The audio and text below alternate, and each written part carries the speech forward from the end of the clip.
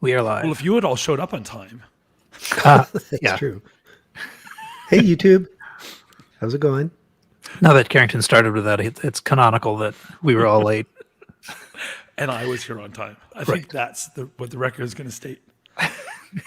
Is it? It is. And we already have a comment before we even went live. Yep. 10 minutes before we were supposed to, in fact. Mic check. Yep. Is the comment, where are you people? Yep. We're waiting for Earl. The little avatar is a Canadian flag, which is appropriate. Indeed. Yeah. Okay. I don't think...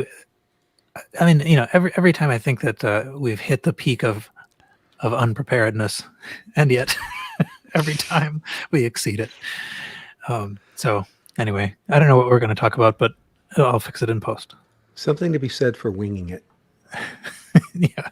I found a couple funny eBay auctions. So. Helps with there you go. Extemporaneous speaking. I just like saying extemporaneous. I frantically dug up 4 news items while we were talking. So, cool. Moly. So now it is going to be 3 hours. There's been a lot of retro stuff on Hackaday lately, I gotta say. Cool. All right. Should we go? Should I? Yes. Is everybody recording? Yes. Okay. Recording. It's September 5th, 2021, and welcome to episode 241 of the Retrocomputing Roundtable. The RCR is a podcast about retro computer news, nostalgia, collecting, and finding news items at the last second. I'm Paul Hagstrom in Boston. I'm joined by 3 retro computing enthusiasts today. The first of whom is Quinn Dunkey in Los Angeles. How are you? Hello, Paul. I am outstanding. Fantastic. and poorly also, lit for the stream. I'm sorry, YouTubers, but I don't know why I'm sitting in the dark. Also joining us is also joining us is it's going very well so far. What are we on, minute 2? Also joining us is Carrington Banston in Toronto. How are you? I'm, as they say, fantastic. Excellent. And no, fantastic. Fantastic. And also joining us from, did I say you were from Toronto? Carrington's in Toronto. And joining us from Portland is Earl Evans. How are you? I am very extemporaneous. How are you doing, Paul? I'm doing, I don't know. I can't, I'm just all discombobulated. That's how I'm doing. You keep using that word. I do not think it means what you think it means. So today we decided, so last time we talked about screensavers, and we decided at the end of the episode that we would continue on, you know, talking about screensavers with anyone who had yet to talk about screensavers. And I think Quinn is that person this time. And then we also have other evergreen topics that we may talk about. Who knows? We will find out. But maybe first of all, were there any things on screensavers that you were thinking you wanted to say, Quinn, and didn't? Not really. Great. It's funny. Did you use screensavers back in the day? I was not a big screensaver person, I got to say. I'll be the devil's advocate on this. I think I was always sort of, I don't know, annoyed by them isn't the right word, but they always struck me as frivolous and kind of a waste of resources or something. I don't know. But like, I wasn't going to die on a hill over it or anything, but there was just something about them that, I mean, I certainly used them and I had a couple that I liked. But I was, let's say that I was super glad when just automatically powering down monitors came along, because to me it was like, okay, that's actually what I want.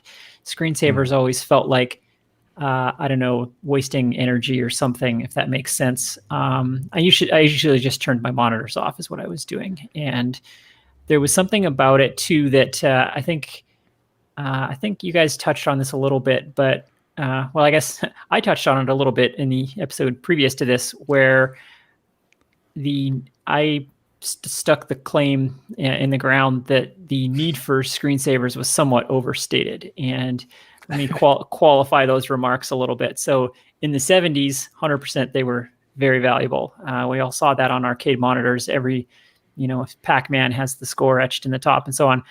And certainly that era of CRTs was very susceptible to burn-in. They were decreasingly necessary throughout the 80s. And by the time you get into the 90s, really monitors didn't really suffer from that problem that I'm aware of. Certainly not for machines that you would use at home where you don't have the exact same static image on the screen 24 hours a day for years on end, which is really what it took to burn something in.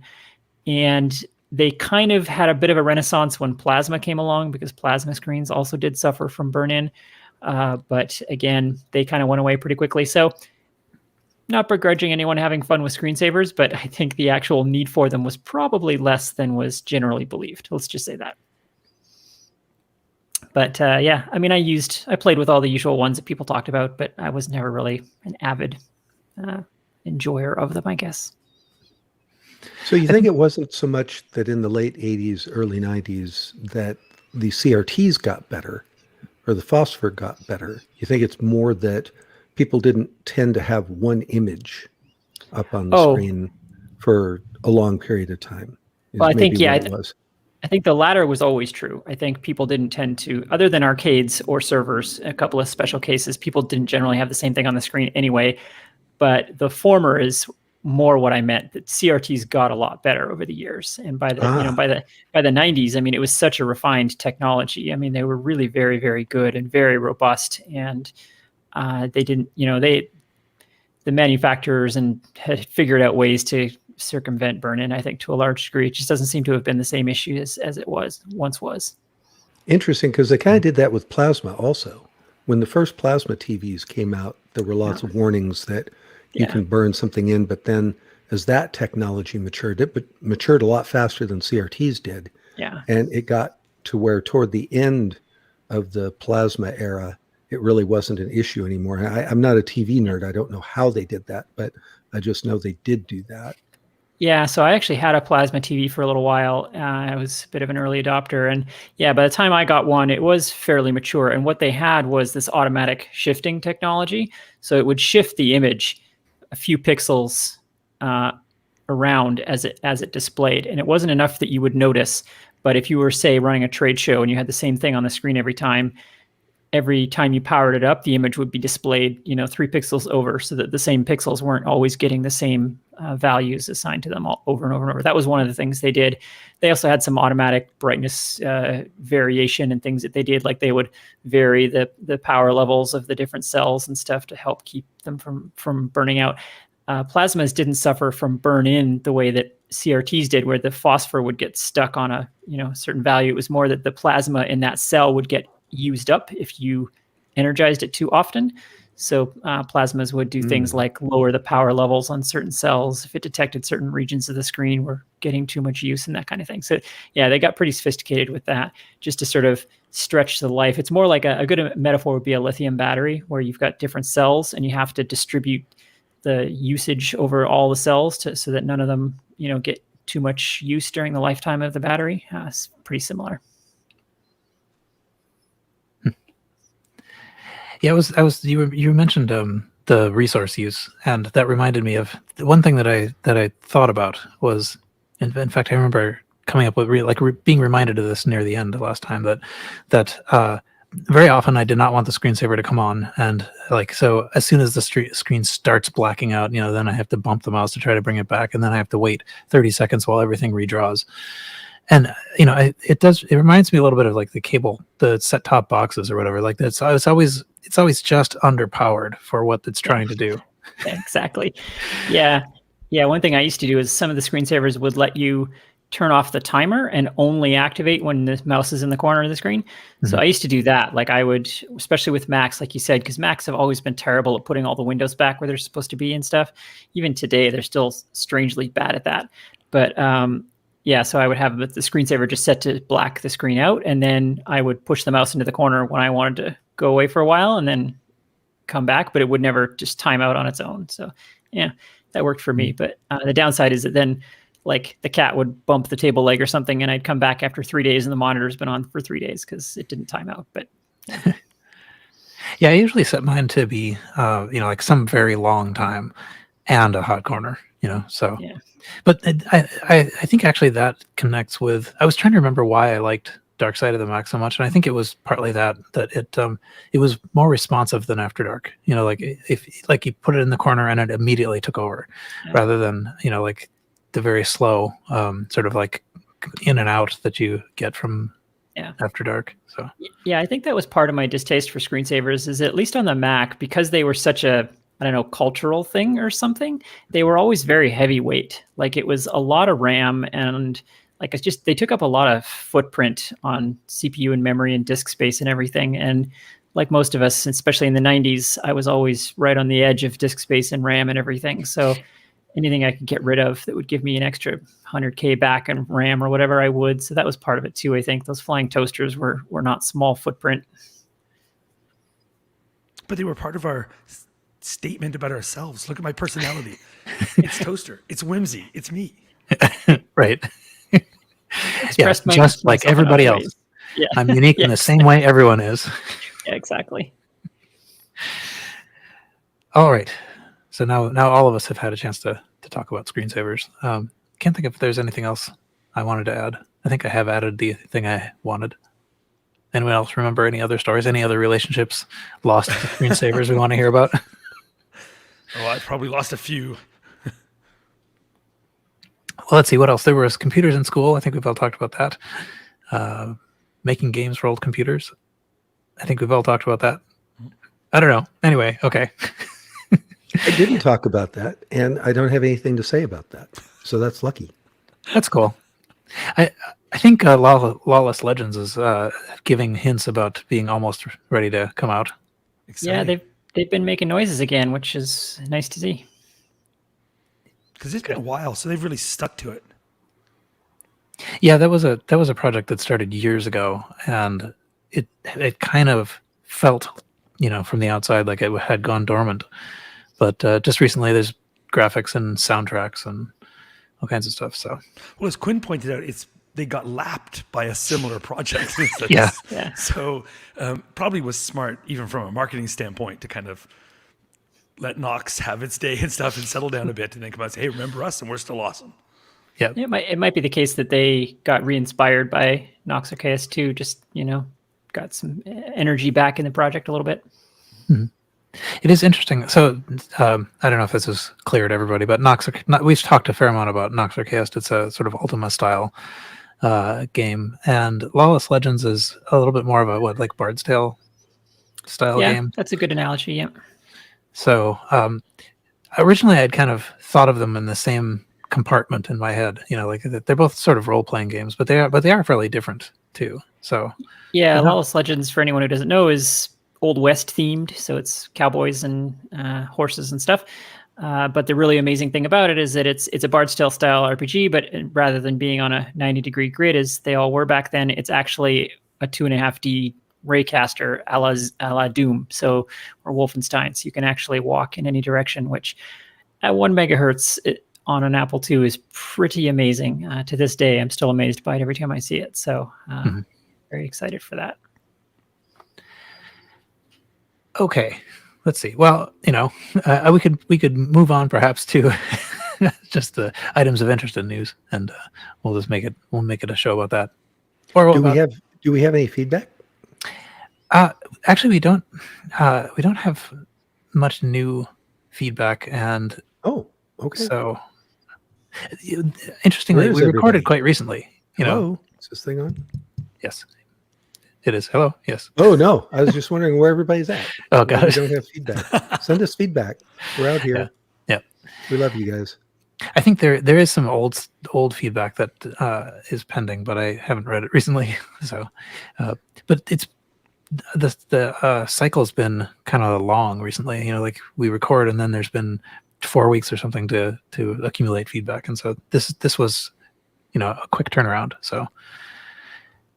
Anyway, we'll move on to items of interested news and see where that takes us. And Carrington's alphabetically first. Does Carrington have an item of interest or news? I don't this time. I looked. Well, Quinn says there's like tons of retro stuff happening this week. Okay. I found nothing of interest. Nothing Yeah, interests me anymore. I've got ennui. I don't know. yeah. No, I was finding that too. Like when I was looking to set this up, I like nothing was leaping to mind. Nothing was coming up in the search, and it's possible it was a slow news fortnight, except on Hackaday. But Quinn will save us. yes, It was actually a little bit slow on the retro news front. yeah. However, we just entered September, and Earl has something to say about that. I wish I knew more about this, but in September, the Tandy folks tend to celebrate with what they call Septandi, or hashtag Septandi, as you'll find it on the Twitters. Lots of people do things with Tandy computers and then post about it or make videos about it. And so it's just a fun time. Like Carrington said when we were talking about Retro Challenge, it's a fun excuse to do things with your retro computers. So I think for September, that's the time when the Tandy folks come out. So Hide. yeah, exactly. So there's always fun stuff. So check it out. We'll have a link in the show notes to the Twitter hashtag for Septandi. And I think this might have been started actually by some YouTubers who took to doing Tandy things in September. And I believe it kind of took off from there. That's how this all came about. And last year was the first time that I really remember seeing it being a thing. Might have been a thing before, but 2020 was the first time that I saw it really jump out there. And so it's fun to say. And basically, any kind of Tandy computer, it seems like people have various projects or things that they're doing with. Yeah, it looks pretty cool. My impression was that the idea is that it's sort of like, very loosely organized central way to find often fairly elaborate content. Like you make a big fancy produced YouTube video and then put it on this hashtag and people find it. Like it seems like the projects were pretty big. That's not Tandy. But no, I think on that one, wasn't it that they used a TRS-80 tape recorder to load the program into the Apple II? So that made it Septandi. See, it doesn't take much, folks. That's right. It's pretty cool, though. I think I might actually, I have a few TRS-80 things or Radio Shack things that might be able to use the attention that I might not otherwise give it. Are Tandy users like cicadas? Like once every 7 years in September, the Tandy brood comes up and makes a big show? I think so. Well, I've been going back in time on Google to try to find the origin of this, and it's way earlier than we're guessing. Really? I've gone back 1989. Past 2006 anyway. It seems to be 2006, 2007 is when this started. That's a long time ago. So we're really late to the party. I guess. It's I'm like 200 years in Tandy. Yeah, I'm ashamed as a retro person to have not heard of Septandi after all this time. Yeah. Me neither, right? Yeah. Looks like 2007 is when it really took off. And that's crazy early for something I honestly had not heard of before this. Yeah. Better late than never, though. We apologize to Tandy users everywhere for underrepresenting you every September. Right? Because I really like Tandy stuff. Although I have missed out on many cool things. yeah. The although I know we talked about it last year, so I don't listen. yeah. I'll be surprised again next September. I'm That's one of sure. the good things about me. It's like the goldfish, right? Every time I've never around, heard that it's before. a new adventure. Probably every September you listen to this show and we're all like, I've never heard of this thing before. Right. The first time I said I'd never heard of it was 2007. It's like that computer that we all think is fake, but it turns out we've talked about it It every is show fake. and just nobody. I What's the think I thing called noticed again? what the Sam Coupe. The Sam Coupe. Thank you. Yes, the Sam Coupe. I bet we talk about it every time. The sham coupe. So half the listenership has now taken a drink. Well, it's our new Kevin Savitz. I think so. Yeah. He's not real either. Yeah. Is it so? The Dragon is the Dragon the Dragon 64. Is that related? Is that like a clone of a Tandy computer? I don't think it's exactly a clone. Okay. I think it uses a lot of the same technology. I think some things will run and other things won't. That's my wild, uneducated guess about that, but I believe I remember reading that. I see. So It is Cocoa-like. I see. Okay. It's- I can see it's- just a little bit of this thing. It says the Dragon 32 is a close cousin of the color computer. Yeah, I think their basics are the same, but they're otherwise different computers. Interesting. I learned Someone in the comments said 98% a clone. That's kind of what I remember as well. Okay. I had heard, I think I saw this on Wikipedia, so it must be true, but that there's a big convention you often will hear about on the Retro Maccast called DragonCon. And, it's a bunch of, sort of nerdy types getting together and cosplaying in Atlanta. But the reason it's called DragonCon actually has nothing to do with dragons. It has to do with this dragon computer. The original sort of like organization of it was like on a forum or a bulletin board system or something that was run on a dragon. So Wait, Interesting. really? Is Yeah. that true? well, Wikipedia says so. You just blew my mind. I had no idea. Yeah, I know. I was very surprised to have learned that. Wow. Yeah, so let's see. I can even perhaps That put it on the is screen for the. crazy to me because the Yeah. dragon bit is suitable, right? It's like Yeah, I just assumed It's it was like- just Dungeons and Dragons, etc. type reference. right. Yeah, I also had assumed that, but the name name Dragon. Dragon. Yeah, Extract from the Kramer's Dragon Computer, which hosted a local BBS that initially served as the central hub for both organizations. Wow, that is astonishing. That's my new favorite fact that I'm going to tell everyone until they stop returning my calls. excellent.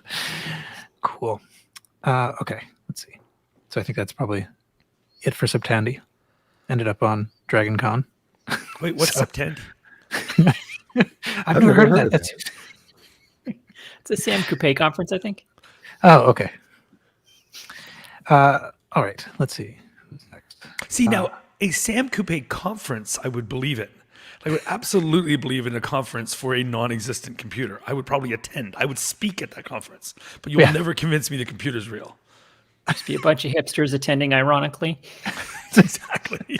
That's right. Yes, Mr. Allen in the chat says RCR episode 221 has a reference to Septandi. Of course it does. I bet I was even on that one, and I'm just like, I've never heard of this thing. I have the memory of like two 80-year-olds. So Okay, so the next thing. Why would you have a backup 80-year-old memory? I've got a 20-year-old, and I brought it a second. That's real helpful. look, I'm not saying it was a great metaphor. I'm here for quantity more than quality. Okay. All right. So I came across this. This is not new, but I came across this and thought it was interesting. It is the Virtual Data Center IBM 1401. And so we talked at some point recently about this. It's like an Apple II in the Unreal Engine. So it's like a video game, almost physical interaction that you can have with an Apple II that someone is putting together. The news item or item of interest that I have here is an IBM 1401 data center in the Unreal Engine, and I think that's pretty cool because this is the kind of thing that you just it's not like you're going to find on eBay and put in your spare room and play with. This is the way you actually could get something like the experience. So you can see some videos of it going on YouTube. There's a sort of a series of things. This is it's all hosted at rolfson.de, and that's the person who made it. And the most recent video that I could find is actually it's sort of like a punch card assembler. You put together your punch card instructions on a spreadsheet, and then you can load it into the assembler, load it into the simulator. But so in the simulator, you have actually like a room, and there's a little deck, and this on the screen right now, it's showing importing that spreadsheet into a deck of cards, which you can then flip through, and then you can put them into the card reader, and hit go. and the little cat walks by and stuff, and The cat is great. yeah, but it's pretty amazing actually. I'm not sure that the cat would be actually happy in a data center. It's kind No, of probably loud not. and kind of cold. Two things that cats really don't like. Yeah, And the But cat it's- would get into the false floor and mess up all the cables and stuff. that's right. If you had a rabbit, it would eat all of the wires. This is amazing, though. And I Yeah. agree, Paul. Like, it's the kind of thing where you're not going to experience this in real life. Like, you can go get an Apple II, you can have an Apple II experience, but this is the closest I'm going to get to one of these. Yeah, and Yeah. I'm amazed that someone spent the time. Yeah, for people listening who may not be appreciating what we're looking at, it's like a VR simulation, like built in, I don't know, Unreal Engine or something, and you can actually like walk around the data center and take the punch cards out of the box and flip the toggles on the panel, and yeah, it's pretty awesome. And you download it and run it on your own computer. In fact, I have not done that, so I don't actually know what platforms it works on. But download page, Oh, it is built in Unreal. How about that? Nailed it. nice. But it's updated August 27th. So that's quite recently, within the last few weeks. So it's still under development.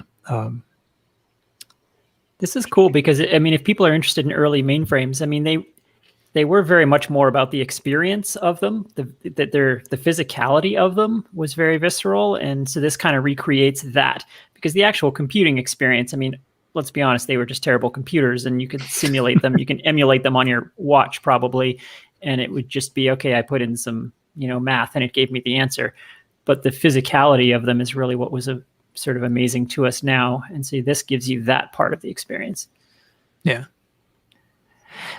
One of the other videos, the one that I found first, actually was it went through one of Ken Sheriff's videos that like where he was actually working on a reel, like an actual 1401, and then the emulator author, the simulator author, took that took notes on what that was doing, and then recreated it in the simulator, and so there's a fair amount of sort of interesting content if you want to just get jump started without actually learning how to program this thing.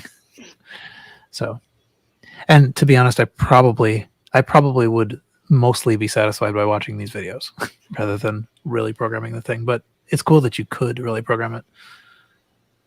I think it would be super fun to experience this with something like a VR headset. Mm-hmm. Yeah. Like an Oculus or a Vive or something like that.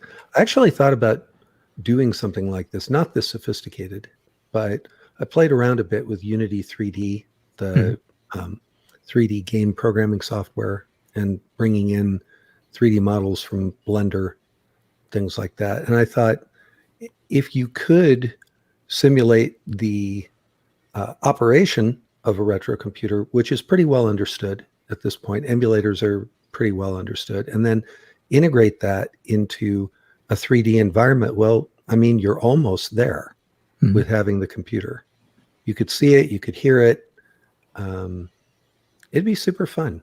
I would love to walk around an old style data center in a 3D, using a 3D headset, because I mean, you actually could stand up and walk around and see the different things in there. Yeah, totally. Well, there was that person we talked about quite a while ago who was building a miniature version of a data center like this. If I recall, there was somebody had made a mini 1401 computer and data center, had little chips, little tiny things that were incredibly realistic. So you could just get a little camera that flies through that as you've got your VR headsets on, and who needs 3D rendering? One of those things. Cheat There the could be a witness. little collision detection with the cat, so that, like if you, Giant cat comes in. anyway, that's my item of interest. Nice. And Quinn, you have the next one. Yeah, so Hackaday has been very prolific on retro topics lately, and I found a bunch of items here. I didn't actually find the one I was looking for, which was Apple II related, but I found all these other ones, so I had to stop because we have enough. So the first one is with regard to the PyD P11, which is hard to say, but something we've talked about before.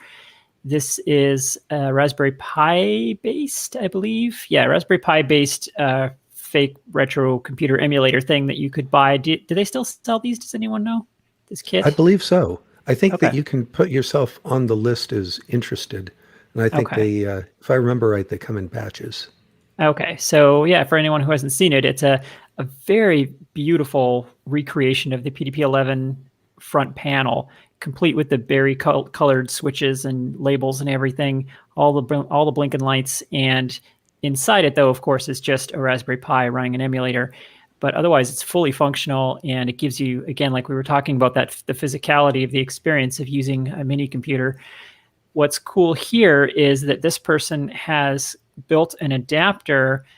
Steve Stallion is his name, and he's built this thing called the PyDP11 I/O expander, which gives you GPIO on the PyDP11.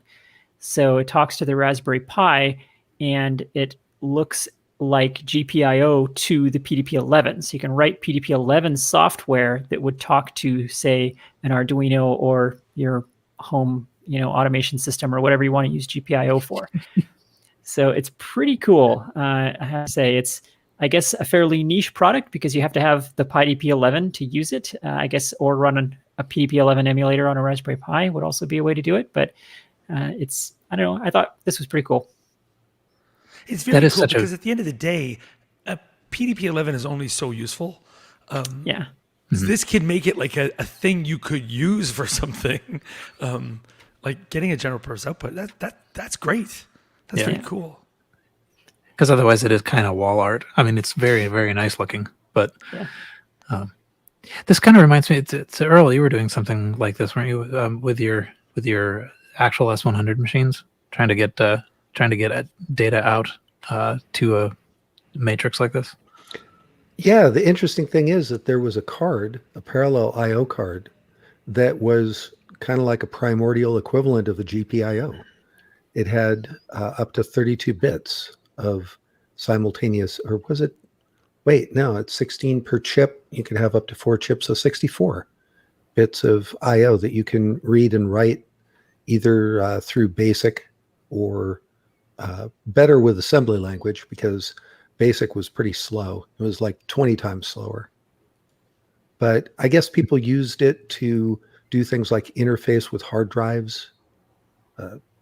Those would have been pretty small hard drives back then. But yeah, this device, it must be emulating something from back in the day in order for the PDP-11 to be able to use it natively. So I don't know if there was a parallel port board or something along those lines that this thing is emulating. It doesn't say here in this summary. I haven't drilled into the full article yet, but yeah, my guess is that this is something like that. Like there was a parallel printer port board or something that had effectively GPIO on it that this is then emulating. Yeah. That's very cool. Yeah. I have a kit for not this one, but the one before it, I think. PyDP-8 maybe? I don't know. I haven't built it yet though. Maybe this year. Maybe this year is the year. You could do it for Retro Challenge. I could. It's coming right around. Yeah. Go, Paul. All right. Paul. We'll see. I mean, it's seriously, this is another one of those things like Septandi that if you go back into the archives, you will hear about for years and years. I think Michael also had one and also hadn't built it, but then I think he beat me to it. I think he did build it eventually. So they're really neat kits. I got to see him in person at one of the VCFs. Mm-hmm. I don't want to butcher his last name, but Oscar, the gentleman who built these, was actually there, had flown in and was demonstrating both the PyDP-8 and the PyDP-11, and they're really gorgeous. It's smaller than you might think. I mean, it's a scale replica, so it doesn't look like an actual PDP-1170 I/O board, or the front panel interface, I should say.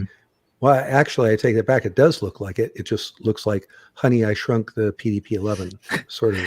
Looks like you were standing several feet away. Exactly. With one eye closed. That's actually good to know because I've only ever seen close-up photos of it, so I guess I would have assumed it was full size or close to full size. It's a scale replica. Okay. it looks like in the photos that all the parts are actually like injection molded plastic and everything. Like they went all out on this thing. It seems like it's not just like 3D printed stuff. Is that true? I don't remember how Oscar put it, but Okay. he said that they really went down the rabbit hole with the Pi P11. He was like, Okay. this is just about as crazy as I'm going to get. And it was professionally done. Yeah.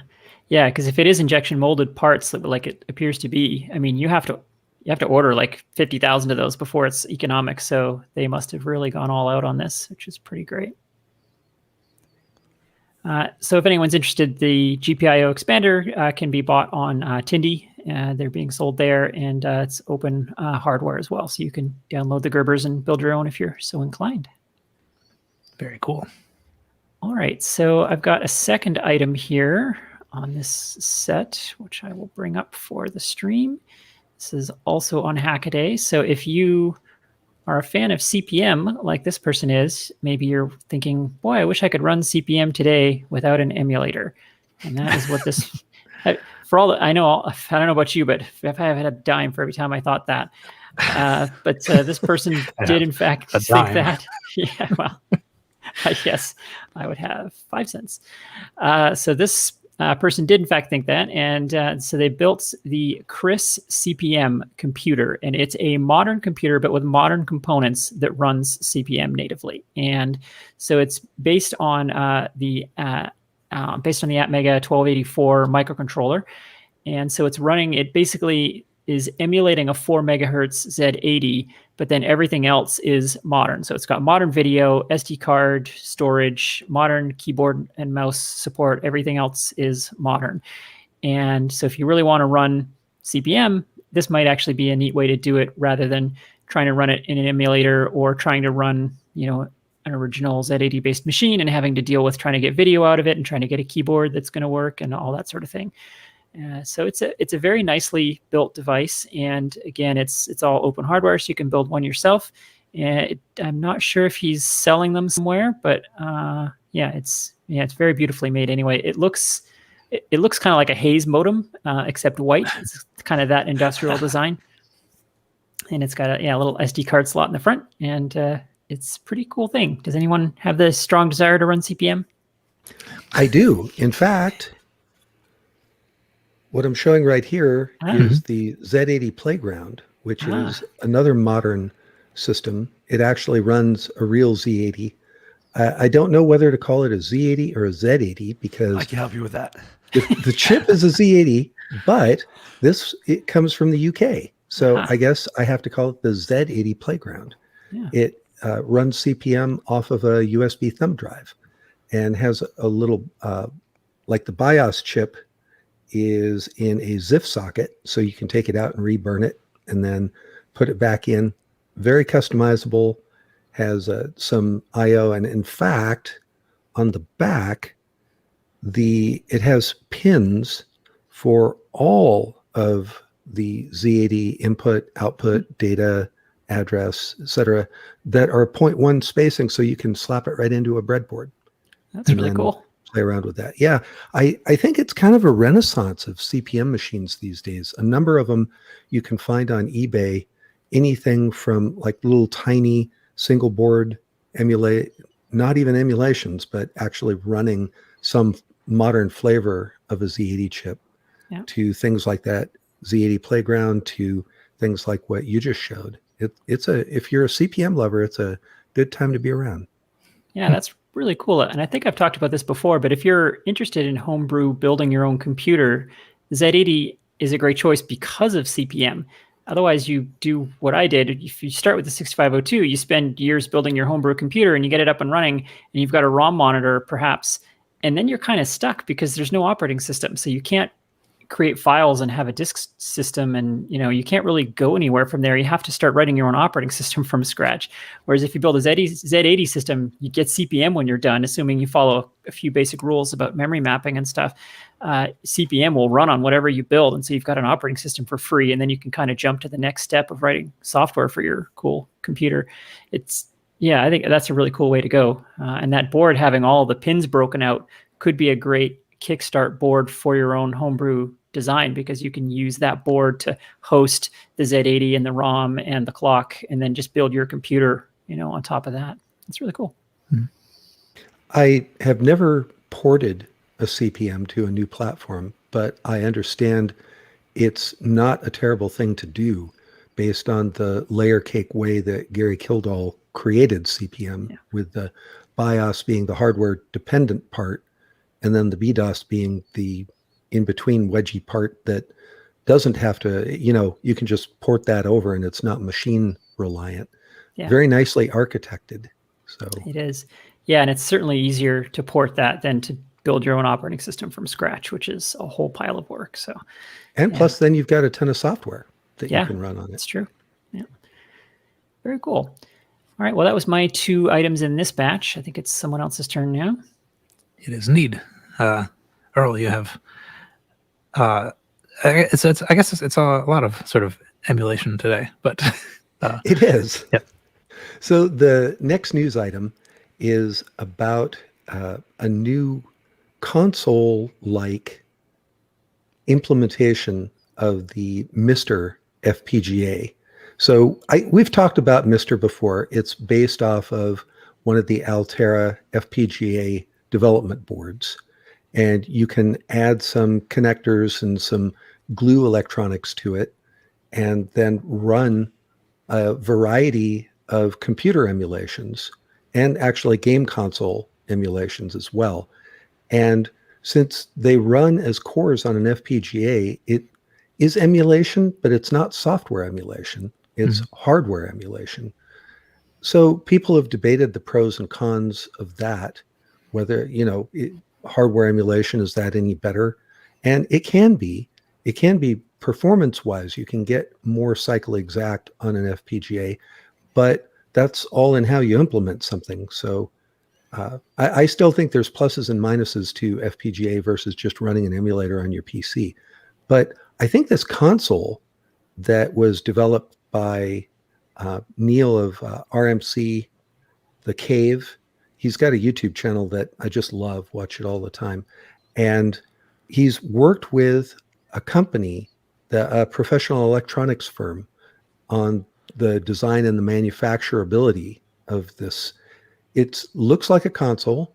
It has the heart of the MiSTer inside, along with some additions that include expansion connectors and modular electronics, so that if you want to have, for instance, some sort of game controller connector connected to it, you could do that.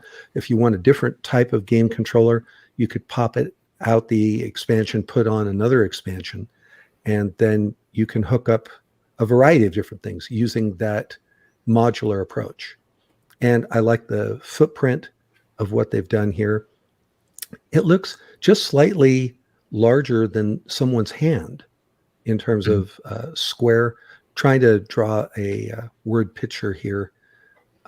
That's about the size of the console, is just larger than about one hand length square, and maybe, I don't know, about 2 inches tall. So that's a measure it's sort of like a proportion of a horse.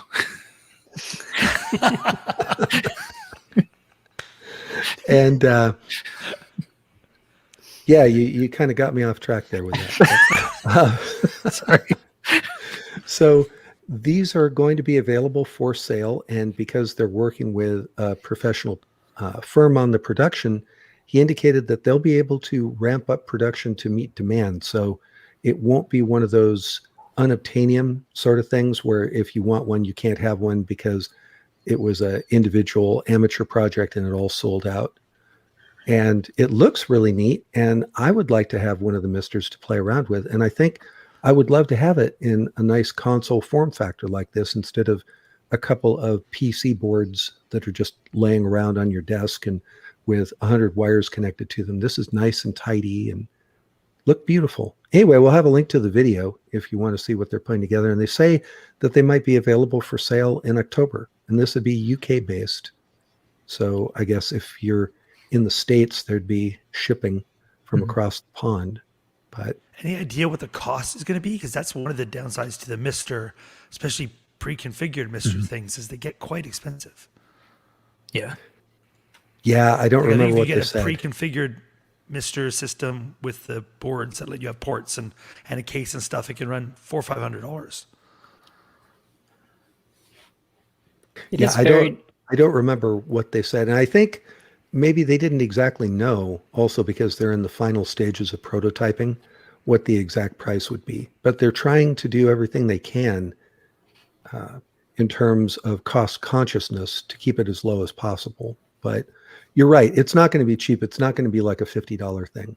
It'll be more in the hundreds than in the tens of dollars. It's very nice looking. It looks like something that like Sega would have made in the 90s. It's got kind of that aesthetic. It's yeah, it looks like a really good size, and yeah, it's a cool shape, and it's got like the cartridge slot, and it had what looked like a micro SD card slot there that was really nicely designed. It's just slid the little card right in. Very cool. Yeah, it would be. I know I've looked into the Mister a little bit, but the price did always kind of like block me from further consideration. But yeah, this is I like it. It's basically an FPGA dev board, the Mister, and FPGA dev boards are expensive. Is the bottom line. So the floor on cost is already pretty high on these things. I think that's a big issue. Although I think it's not terribly high, is it? I think that particular Altera, the Terasic, I think is the manufacturer. I'm probably butchering that name too, but I think it's just over $100, if I remember right. Yeah. Don't think it was horrible. Some FPGA sure. boards can get up into the multiple hundreds. Yeah. Yeah, but when compared to like the Commodore 64, the mini C64 and stuff that are based on like a system on chip or whatever that costs $1 in quantity, I think that's probably a lot of where the cost basis for the Mister comes from. Yeah. I wonder if somebody's added up the cost of acquiring all the systems that the Mister can emulate, and what would it cost to just purchase all of those versus the Mister? See, that's where the real cost savings comes in. Right. Well, and renting the the studio that you have to keep them in, and yeah. Well, I mean, honestly, like if you want something that doesn't take up a lot of space, and you don't have to have 8 million cables and multiple TVs and a giant pile of adapters and things for all of the consoles that you want to use, like this thing, the cost could be worth it just for the convenience and the the compactness of it. Like if I wanted to play 10 different retro systems worth of games, I could just buy this thing instead of having to deal with all of those systems and all of their quirks. Yeah, but doing something that is a little that isn't just like running MAME or whatever. Yeah, exactly. It's somewhere in between the real hardware and emulation. Yeah. This somehow I had not quite grasped this modular aspect of this, but in the video we're seeing the sort of the retro ports being plugged in and out of what appear to be USB connectors, and that's.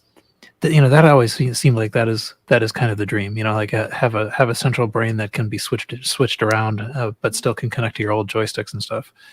Yeah, that's really the real clever bit here. That's new is the port adapters and all the rest of it. They've got all of the hardware glue between old and new here. That's sort of all nicely designed. Mm-hmm. Very cool. Well, it's just when too it bad comes that it's out, as tall as a horse. That's right. Yes. That's right. For anyone who didn't get Paul's joke, so horses are measured in the height to their withers, which is the top of their shoulder blade, in hands. So the width of a hand. So a typical horse might be 16 hands high. And it's this ridiculously medieval thing that non-horse people don't believe when you explain to them. But that is, in fact, how horses are measured. I've switched to just measuring everything in nautical miles, just for ease. Hectares and such. Exactly. Furlongs and rod and chain. It's good enough for me. Want to know how tall I am? I'm 32 golf tees. Anything can be the standard. Are those metric golf tees or imperial? Okay, I'm switching to sheets of aluminum foil then. I'm 96,000 aluminum foil sheets. Because I'm taller than I am. All right. Let's see. I think I have the next thing. And the next thing that I have is something that I've been sitting around. It's been sitting in the show notes for a very long time. I think probably like 6 episodes ago or something. I thought about talking about it and then said I hadn't read it and left it for later. And later has arrived. It is. So this was published in April 30th, 2021. But it's actually pretty interesting. It's kind of just a deep dive on Space War 1, which, as people may know, is, it's often considered the first video game. It's basically a sort of like a spaceship simulator where you've got two spaceships and there's a sort of a central star. It runs on a PDB-1, so it's sort of a like a vector screen, and you drive these things around. And the gameplay is basically, it's a little bit like asteroids, right? Like you have ships and you have a thrust, and you can shoot and you can turn, and there are two ships, and I guess you actually sort of shoot at each other. That's about as far as I know about the That's the gameplay. war in the name. Yeah. And so this is this is sort of just talking about various things about the origin of space war, and this is something it's a topic that a lot of people have talked about. I mean, like it's kind of like a well-known set of stories. But there was a presentation at the Smithsonian at the end of 2018, and what's being discussed here. What is the person's name? Norbert Landsteiner, who is the person behind Masswork, who has written simulators for these things, including of Space War 1. But so he's written this up, and he said that he finally got a audio recording of this presentation, and most of the stories that were being told, were sort of familiar. This is basically gathering all of those together who were involved in making the game, with the exception of one who had passed away. And most of the stuff was kind of old information. But one thing that sort of really struck Norbert, at least, was that they discovered that the gravity effect of the star in the middle was actually added later. Like the star was there, but it didn't have any effect on the gameplay. And that sort of blew Norbert away in a way, because it was sort of, it was a purely aesthetic, very video game type thing. It was there for visual interest, and only later was the sort of the fact that it was pulling you into it added. And of course, I don't know if anyone's played this, but that's the thing that you think about, because it is so hard.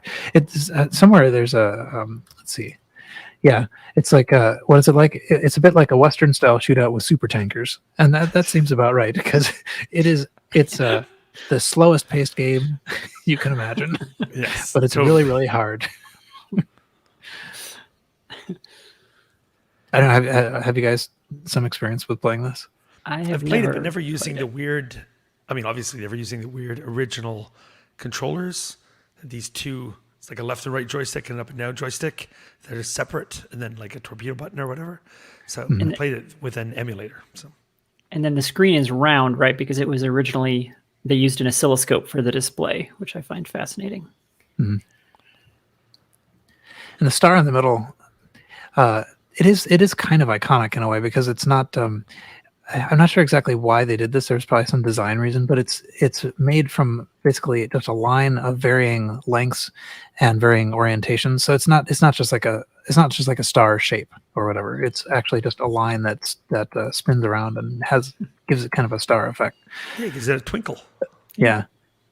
But boy, do these ships respond slowly. Because I think this was supposed to be kind of like originally sort of a simulation of what it's like to actually, control things in space. Right. Which is somewhat unlike actual asteroids. There's probably an effect here where like early movies were more kind of realistic in terms of the physics they portrayed, because filmmakers hadn't yet figured out that it's actually better to show people the way they want things to work in the world rather than the way they actually do, in terms of like car chases and, those types of things, gunfights and so on. And video games went through the same thing, where they probably started out making everything ultra realistic until we figured out that actually reality isn't any fun. So you have to change things. Why we have games. Yeah, exactly. So life. you make the physics fake and more fun to play, rather than trying to be like space actually is, because space isn't actually very fun. Right. Anyway, I think this is a really interesting article, which I have now read more thoroughly than before. I won't go quite so far as to say I have read it, but I've gotten closer. Enough that I can actually recommend reading it. How's that? So, so it doesn't actually have, it has some of the information that everybody had before in it, but I think there's actually, even more you can read sort of as background to this if you want. But anyway, it's interesting.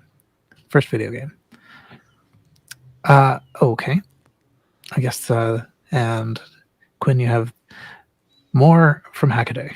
I do. So this next item is kind of a neat one, calling back to our brief talk there about FPGA dev boards. A similar thing that existed back in the day were microprocessor dev boards, sometimes also called trainers, and they were dual purpose. They were, to help you develop your new product with their microprocessor, so that you would then buy lots of their microprocessors, and also to help you learn to program on them. So they would have a numeric keypad and a little display, maybe a little alphanumeric, so that you could practice your assembly on the 6502 or whatever before you committed to buying one or whatnot. So this person has found a Motorola 68000 development board from 1981. When the 68000 would have been very new, and they wanted to get it running again, but of course, it didn't have modern video output, or there was no way to connect a keyboard to it or anything like that. So what they've done is take a Raspberry Pi and build an interface to this 68000 dev board that takes a modern keyboard and mouse and modern video, and allows the dev board to basically talk to the modern world through the Raspberry Pi. So it's, I think, quite a cool little project, and it's pretty sophisticated. They've actually implemented, so the Raspberry Pi is running, one of the Linux GUIs, and then you've got multiple windows that are showing all the various data streams from the dev board, the address bus and the console and the serial ports and so on. So it's honestly probably a better way to interact with this dev board than it was in 1981, when you would have had a lot more of a difficult time talking to it.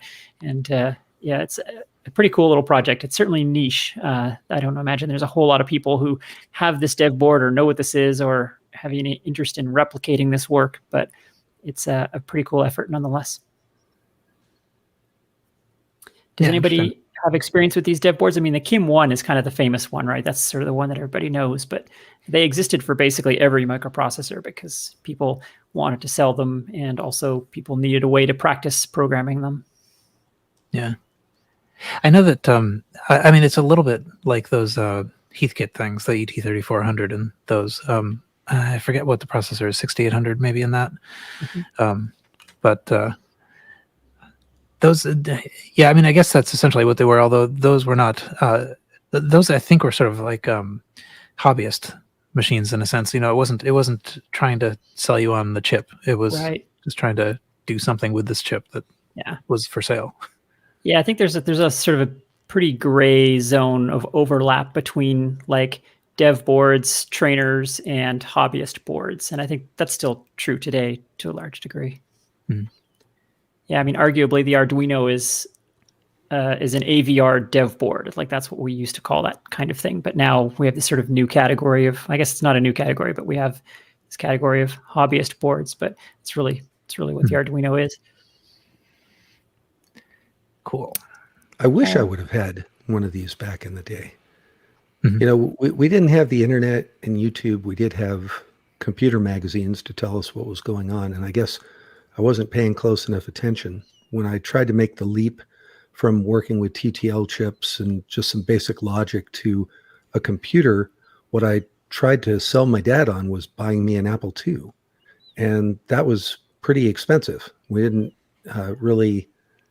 he didn't want to invest quite that much, let's put it that way, in getting me into the computer world. But the dev boards were a lot less expensive, a lot more reasonable, and it still would have been an opportunity to play around with some computer concepts without having to shell out the cash for a full-fledged computer. But I missed that train. Sure wish I would have thought that through. Yeah, I think understanding these trainer boards goes a long way to explaining why computers like the TRS-80 and the Apple II and the PET were such a big deal in 1977 or 76, whatever the Great Trinity year was. because they were microprocessor trainer boards, but also had a monitor and a keyboard. Because without those two things, you've got a serial port, and maybe you've got a tiny little alphanumeric display with 8 characters on it, and you've got maybe a hexadecimal keypad, and that's your interface to this thing. So the trainer boards and the dev boards had a lot of power on them, but it was very difficult to get to that power. And so just the simple addition of a video circuit and a keyboard interface, and suddenly it's a revolution, right? That was really the difference. So I think, Earl, that's where a lot of us were, is we were playing with TTL chips, but that jump to computer, you kind of have to go through these dev boards, which are so much work and so difficult to get going. But then all of a sudden you get to this, miraculous jump on the other side as soon as you've got a real computer. So yeah, it's pretty neat. All right. So then my next item is... Oh, there's more. Yeah, I got one more item here, which is pretty cool. Like I say, it's been a busy couple of weeks in Hackaday, and I still didn't find the item I was actually looking for. So this is a really cool story that I'm surprised didn't get a little more press. It's maybe because it's the British game industry that doesn't get nearly the love that the US one does, but some of you may remember, was it John Romero that helped recover the source code off of floppies from Jordan Mechner's old discs? Yes, it was. Yeah, so this is basically the same story, but for the UK game company Magnetic Scrolls. So the co-founder, Hugh Steers, found all his old backup tapes from those days, and he decided to try and get the source code for the Magnetic Scrolls games off of these tapes. But the tapes were really badly degraded, and apparently, so the nature of this tape, it doesn't say in this summary. Oh, there it is. It's the DEC TK50Z tape drive. I guess these are like 8mm DATs. I think these tapes, and they were DEC VAX tapes, and the nature of them was such that the drive that they go in, the drive runs the whole tape through the drive. Like it queues the whole tape before it starts to read from it. And that was causing this problem where, because the tape is so old and dirty, that there was all this gunk coming off of the tape as the drive was queuing it, and the magnetic coating was shedding off of the tape because it was so old. And so what he figured out was that the gumminess was coming from the binder used on the original tape material, and it was accumulating moisture over the years. So he actually put the tapes in the oven to evaporate the moisture, which allowed the binder to set again. And then he was able to read the tapes, but he also needed to use a different drive that didn't queue the whole tape up, so that the drive didn't, because the queuing of the tape would cover the drive head in crud, and then the crud would cause the oxide to rub off of the tape and make it unreadable. So it's pretty interesting, all the steps he went through to try and recover these tapes. He actually took the tapes apart and manually cleaned the celluloid and everything, and then he much like people do with their applesauce drives, he took the tape drive apart and fed the tape by hand, cleaning the head periodically to read these tapes, just very delicately trying to get the data off of it before the oxide completely flaked away, basically, in which case they would be destroyed. So it's a good watch, and quite an epic recovery of old source code that probably didn't get the love that it should have because it wasn't Jordan Mechner. Yeah, it's so. When you said that about Magnetic Scrolls, I thought, it felt familiar. And the Hackaday article is just from like a couple weeks ago. No, a week ago, days ago. Yes. But nevertheless, the some part of this, like one part of the blog article that's being linked to was actually discussed in episode 155 in July 2017. Oh. And so I don't know what's different. I don't know what's new, like what happened recently about this. But it is interesting, regardless of when it was. It's a cool story, and it's great that it worked, and it's funny that it worked. Yeah, I don't know for sure if there's new information here or if this is a rehash of the old story. I don't know for sure. But anyway, yeah, it's neat that the source code is back. Yeah. Yeah, so I thought that was a cool story, worthy of covering Yeah. here on the show. Definitely, I'm very interested in that. I'm very interested in playing the Magnetic Scrolls games. Something Kay and I have bounced around for continuing Eaten by Gru. So this is, I am very interested, and I want to subscribe to your newsletter. Yeah, I have to confess, as an ignorant North American, I had never heard of Magnetic Scrolls prior to reading the Digital Antiquarian, where he talks about their various games over the years. And I was just not in the loop on the British games at all. And I guess they were quite a big deal over there, but they weren't something I was familiar with. Mm-hmm. Yeah, that the problem with the degrading magnetic media, though, is pretty bad. I mean, it does add urgency to the stuff that we're trying to archive. Yeah, and I think with tape, it's especially worrisome because at least with floppy disks, you're basically not really touching the medium. You can read it, with minimal contact, but a tape is being physically abused through capstans and rollers as part of how it's required to be read. It's not just a drive head touching it; it's everything, and the tape is being bent and folded and run back and forth at high speed and rolled and unrolled, and it's a lot of physical abuse. So if the tape is at all fragile, it's unlikely to survive that. And so I think, if anyone has backup tapes, it's even more important that they salvage them quickly. Yeah.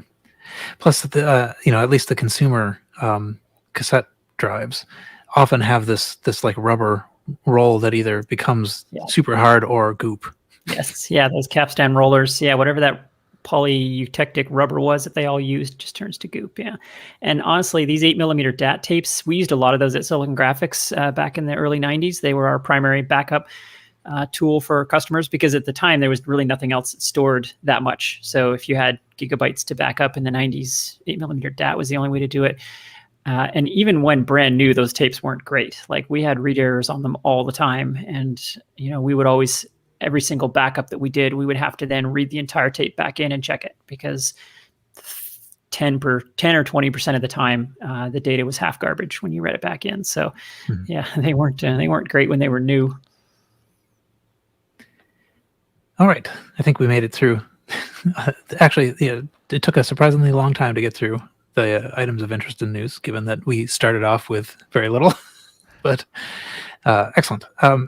Now there's I feel like we haven't been, or maybe I haven't been very responsible in keeping track of the upcoming shows. So we did used to have a upcoming show roundup that we would talk about about this time in the shows, and there are starting to be such things. We mentioned the Retro Challenge. That one is coming up for October in I guess it's called the Retro Challenge 2021-10. And there are so if you go to retrochallenge.org, you can find the information about that. That sort of counts as a gathering. But I guess if that counts as a gathering, so does Septandi. So all right. So we're sprinkling the upcoming shows around. The other thing. What's Septandi? Oh yeah. That's still funny. Sorry. Please continue. I think it becomes funnier the more times it gets repeated. That's what we're hoping. Yep. The other thing that I was on my mind, because it was I had just saw it right before having hit go on the YouTube, was Vintage Computer Festival East is happening. It is now scheduled for October 8th through 10th. It is happening in person in Wall, New Jersey. And I don't know much more about it apart from that, but if you go to vcfed.org, I was just wondering if Carrington would start dancing as soon as I said that, but apparently not. Pavlovian response. That's right. Anyway, yeah, it's a Friday, Saturday, and Sunday. It does seem to be. I'm not sure actually if it's. I think they often have some kind of stream happening so that you can watch it even if you're not there. But if you happen to be in Wall, New Jersey, the current schedule is posted somewhere. I'm trying to find it. Oh, speaker list. That's what I wanted. So Bill Mensch, Ted Nelson's, Scott Adams. This is a pretty powerful lineup. Bill Hurd, Michael Tomzik, Stephanie Allaire, Will Lindsay, Brian L. Stewart, and TBA. So Ooh, I love TBA. looking, yeah. I've been I waiting. got his new album. Yeah, it's not quite. It's not quite my style. But I'm interested in the Scott Adams one though. I would definitely tune in for that. And like, Yeah. text Yeah, adventures are definitely my jam. You don't hear a whole ton from Scott Adams, not as much as some of the other retro celebrities. yeah, the title of the talk is "The Story of Adventure International," which is probably Which will be given in just 2 words. That's right. Make game. That's right. Make game. applause. Yes. Get money. Sorry, take money. Yes, take. In the puny adventure game I've been working on, I do indeed disable get rather for things. You can get on stuff, but you can't just get things. It's wrong. Yeah. I Well, have opinions. apparently they don't match mine. But Or anybody's, to be honest. that's right. Because it's. Why would you anyway? Okay. Yeah, I know, 1 extra letter, but it is what it is. My game, my That's right. parser. That's right. Okay. I guess, and with that, a word from our sponsor. Oh, it's in honor of Scrolls. Septandi. But okay, let's see.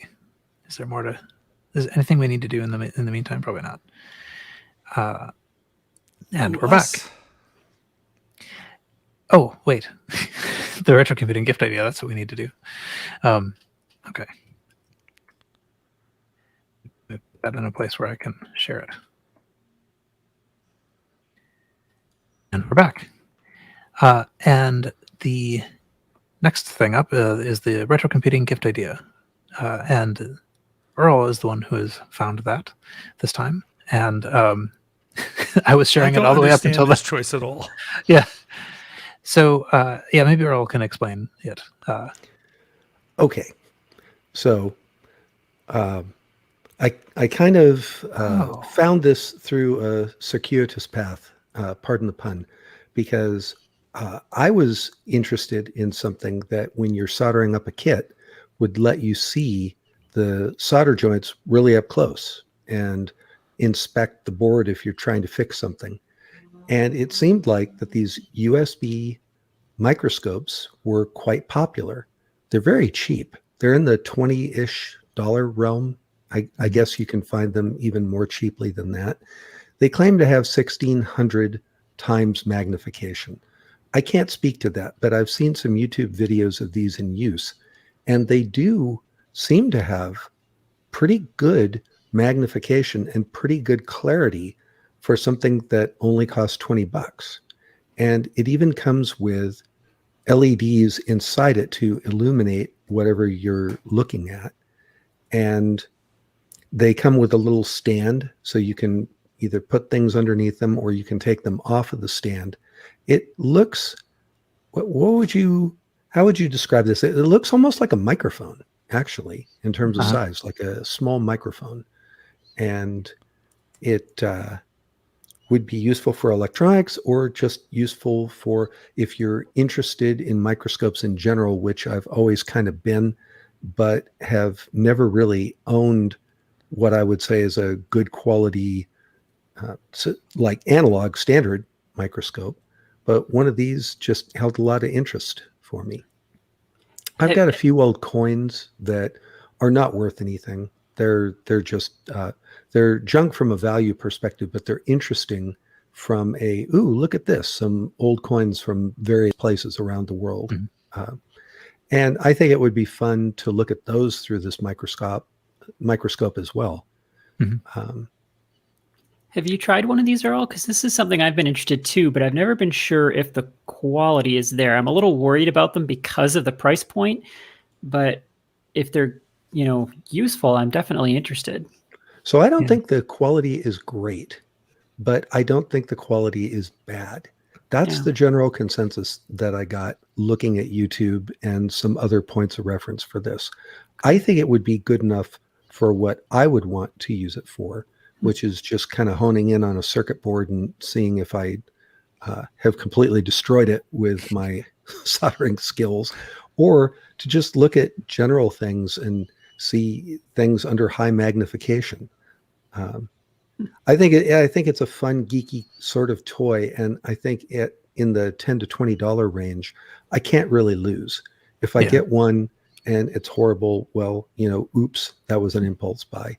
Yeah. What I did was I put a video into our community chat that we have for RCR prep when we do any prep, and within that there is a video that talks about the top 5 good things of this microscope and the top 5 not so great things about this microscope, which, as you can imagine, at a $15 to $20 device, it's got some things that aren't optimal. Mm-hmm. So is it useful? I guess that depends on what you want to use it for. If you're in a clean room environment and you want to use this for mil-spec kind of repairs, yeah, I wouldn't do that. If you're just an amateur hobbyist and you want to look at some electronics things, one of which I'll talk about when we get to the eBay auctions, and it's actually one of the things that I want to look at under this microscope when I buy one of these. If that's what you're after, then this might be the thing for you. It just looked like a fun little toy. Well, yeah, if you buy one, definitely report back on how it works, because I'm definitely interested in these things. It does look like it would be pretty useful for, like, to the extent that you are putting things on YouTube or like making sort of presentations for Kansas Fest or something. That if it works as a camera input as well, then I could see that being super handy, actually, just to sort of like point it at the thing that you're talking about or whatever.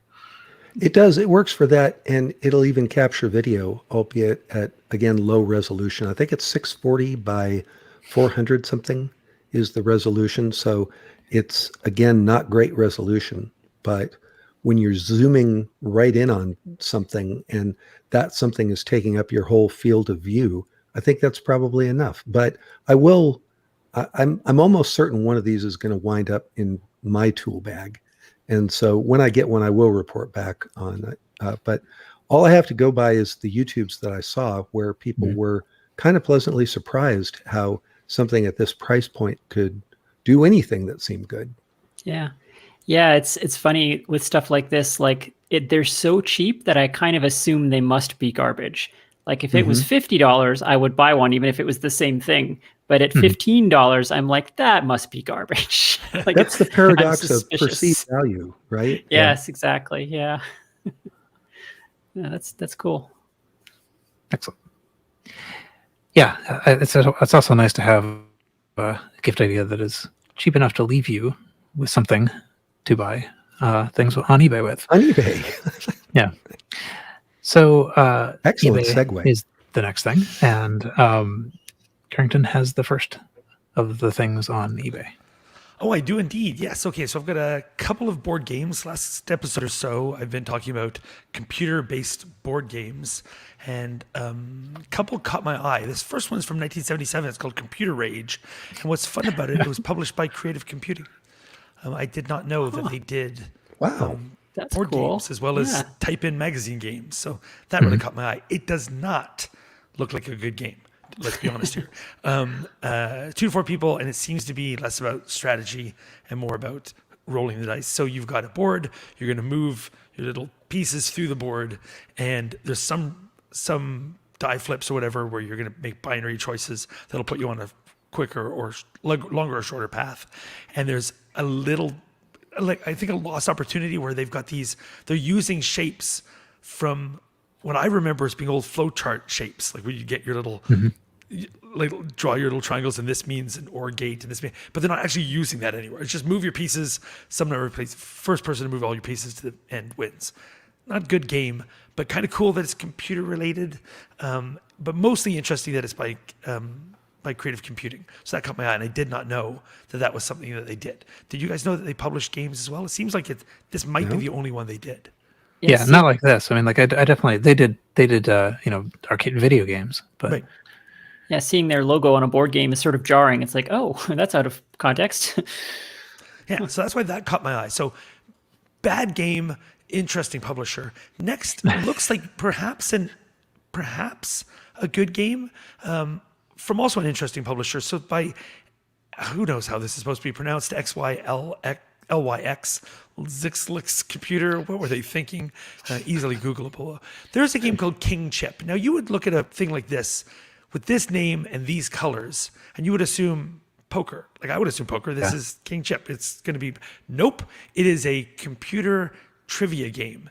And it's called King Chip because there's 4,000 questions. Presumably you don't have to answer them all. But you play as a group. And unlike something like Trivial Pursuit, once you answer 3 or 4 or 6 or some number in a row, you become King Chip. You are king of the mountain. The game actually goes for a certain number of rounds. And the goal is to be the king of the chips at the end, and you have to keep answering things correctly or you get bounced off the mountain. So it's an interesting twist, but what's nice about it is it's a 1985 computer trivia game. So I might actually be able to do okay at it because there's a lot less to know in 1985. And so I might be okay at this thing. It was published by a Toronto company. Like I said, I can't pronounce their name. And this actual auction is shipping from Canada. This game seems to be readily available on eBay and seems to come up at a cost of about $100, which is very expensive for a board game. There's 2 copies, I think, on eBay at the moment from 2 different people, but it always seems to ship out of Canada. So this seems to be a Canadian game that didn't really make a splash elsewhere. I found one review of it. But if you're interested in computer-based video games, this might be actually more fun than the Fortran game or whatever I found last time. So, just basic trivia game. Maybe people who don't love computers will play with. Maybe I can convince somebody in my life to play this game with me. We'll see. The fact that the box has a microscope photo of the 68,000 CPU die is sort of intimidating. Like, is that the level of trivia that we're talking about here? Oh gosh. It's not who was Steve Wozniak? It's like, how did they route power in the 68,000? What does pin number, no. Yeah, but it's the computer game that doesn't require computer. Canadian publisher, go local people. Terribly designed packaging because absolutely looks a poker game. Turns out it's computer trivia. Wonder why it didn't sell. So those are my 2 choices. A couple of board games. One from an interesting publisher. Looks terrible. One that looks like a fun game. Paul, I suggest you buy the fun one. Yeah, that seems much better. It'd be interesting, actually. I want to play it at the Kansas Fest. Yeah, somebody did have this and bring it to Kansas Fest. Right. I see that. I can't quite tell if this was an original insert, but it looks like there's a kind of like a Motorola flyer that's sort of there in the box. It says, "Take a close-up look at Motorola's MC68000." Wait, where does it say that? Oh, yes. Okay. And I wonder. I mean, that may just be something that the original owner had around and stuck in this box. But, yeah, it could be unrelated to the game. Yeah. Yeah. Or you better memorize this. Yeah, that's right. Well, it's worrying when I see that. I'm like, oh, this game looks hard. It's interesting that we have no examples of the questions. Oh, but looking down here, XYLYX, and then it's got XL. Is that how it's supposed to be pronounced? No, that can't be how that's pronounced. Yeah, there was. I did see some little bit of text in there that had those 2. That can't be. There's no way that. Yeah. Oh, that reminds me. I was going to suggest that we, from now on, pronounce that last letter of the alphabet Zed. Seems like a reasonable compromise. Nice. Yeah, cut the baby in half. Yeah, that's fine. That sounds good. So right. On the general subject of programming board games, incidentally, which is kind of a genre, it's not a very popular one, but there is actually a good one if people are interested in programming-based board games, specifically games that use programming as a game mechanic. The cult favorite leader in this space is called Robo Rally, and it came out in the early 90s, but it's still going to this day. You can still buy expansions and modern versions of it, and basically you control robots moving around on a factory floor, and you have a set of registers that you program your robot for each turn by laying these cards down, and then you execute your program each turn. All 5 players are all doing this at the same time, and the goal is to get through a series of flags first, which sounds much easier than it actually is because the floor is covered in like turntables and conveyor belts and lasers and things that push you, and so it's all about being able to predict all the different things that are going to happen to you. And what happens every single turn is that 2 commands into your program, there's a wall pusher that you didn't see that pushes you 1 square off, and now the rest of your program is garbage and it drives you into a pit or whatever. So it's immense amount of fun. Strong recommend if anyone is actually genuinely interested in programming board games. We play it actually with some of my coworkers, software engineers, of course, love this game. And it's really a lot of fun. So strong recommend for that. Cool. That sounds fun. It doesn't sound like as much fun as Fortran. But No, well, I mean, it's a high bar to reach, but if you can't get the Fortran game, then I would say go with this one. Yeah.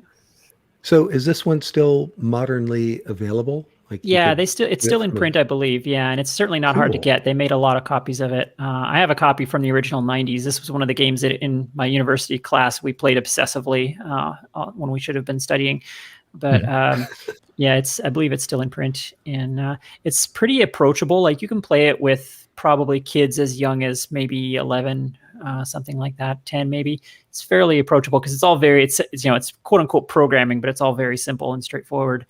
And it's a lot of fun to try and visualize what's going to happen to your robot after each turn, and you're never correct. And so it's a lot of fun. And it's different every time because the warehouse floor that you're playing on, there's like 50 different ones. And so you can play different ones each time. The flags can be in different places. You can rotate the board, which changes everything. So it's got basically infinite replay value for sure. Do you have a certain number of people that you need to play? I think 2 to 6 or something like that is the range. Mm-hmm. Yeah. And you can actually play it by yourself too. It's not terrible by yourself. It's kind of fun to just try and move yourself through the map. And then, there's weapons and upgrades to your robot and stuff. You can shoot each other and stuff too. It's all kinds of fun. That's cool. So can you affect the board? Can you tell the board to rotate? No, you can't affect the environment per se. But there are some power-ups that will do certain things like leave obstacles behind and some of those types of things. So, yeah. And the idea being, of course, to mess up other people's programs. Yeah, there is quite a lot of that anyway, because the robots do interact with each other. So the robots will all automatically shoot each other anytime they're in line of sight, and they also push each other around. So frequently you'll be most of the way through a perfect program for the turn, and someone will push you from the side that you didn't know was going to be there, and now you're off course, and now you get driven into a pit. So there's plenty of that as well. Cool. All right. Now I guess we can move on to, let's see, Earl's got the next thing. So this auction is for a couple of 1702A EPROMs.